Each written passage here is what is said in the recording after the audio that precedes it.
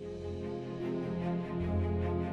were we challenged? Was it 2019? We were in a conference and the message was very clear. Radical collaboration. Radical collaboration.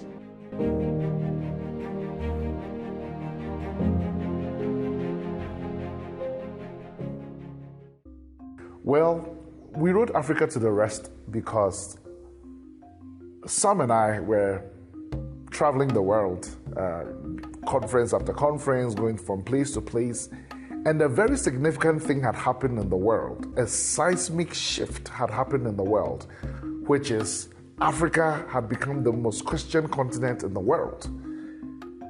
And nobody was talking about it.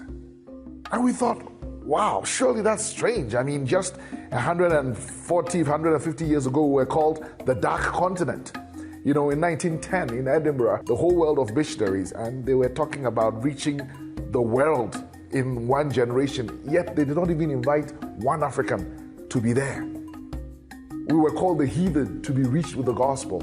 And so, if all of a sudden God in his amazing wisdom and power had made Africa become the most Christian continent in the world, why wasn't anybody celebrating it? Why wasn't anybody talking about it? So that's the first reason why we wrote this book, as a matter of celebration. That, wow, God has done an amazing thing. In fact, one of the Psalms we love and we spread throughout the book, you know, is the Psalm that says that the stone that the builders rejected has become the chief cornerstone. It is the Lord's doing. And it is marvelous. It is wonderful in our eyes. So it's a matter of celebration.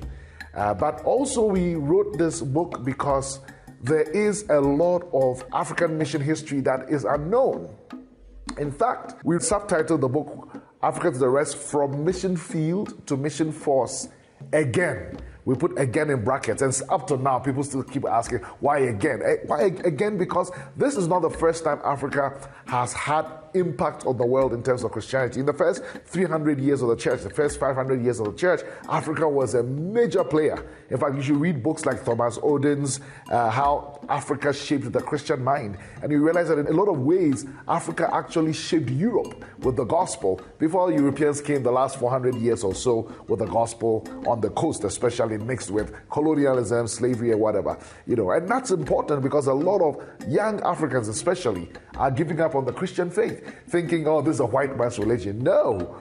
So we thought it was necessary to go throughout the scriptures, right from Genesis, you know, and see how God refers to Africa, how God uses Africa and Africans. Africa and Africans are not a footnote in the history of God or the history or the mission of God. No, we're a central part of the mission of God, including Jesus Christ himself coming to Africa as a refugee, right? And an African helped him to carry his cross. And we really believe that in these last moments, God once again is going to use Africans to finish the work of the Great Commission, just like he used an African from Libya to help Jesus to take the cross to Golgotha. So we thought it was very necessary that we share this African history of mission. People don't know, for example, the word Trinity. It was given to us by an African. Yes, Tertullian from Tunisia. People don't know that. You know, people don't know that St. Augustine, who is revered so much, you know, is from Algeria.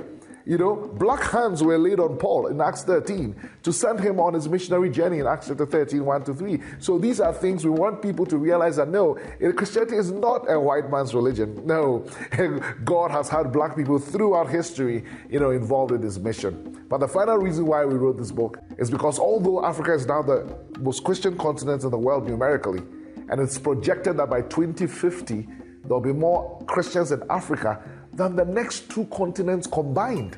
That is Latin America and Europe combined. The projection says that Africans will be barely 10 to 15% of the entire global mission working force. And we thought, whoa, that cannot be. Either those statistics, those projections are wrong, or the kind of Christianity Africans are having is wrong.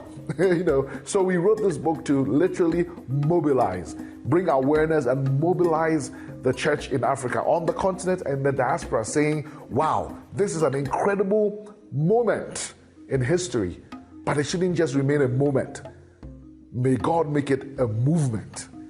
So that's why we wrote Africa to the Rest. I have heard people who have no who we couldn't pay, so to speak, just share how incredibly transforming this book has been. I remember receiving about 13 tweets in succession by a white Australian who's a missionary in Tanzania, and he was just reading the book and just tweeting. He was like, "Oh, did you know that the Old Testament was translated into Greek in Africa, in Alexandria? Oh, did you know that?" So everybody needs to read that book. Everybody.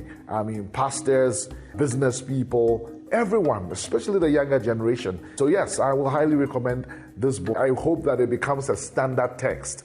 That people will read this book with their Bibles and see life differently, and see the world differently, and see Africa differently, and see what God wants to do in and on and through Africans differently. This is a missioner handbook that everyone who wants to be on mission with God should have. It's going to bless you, your family, your friends, and everyone who comes around you. Thank you.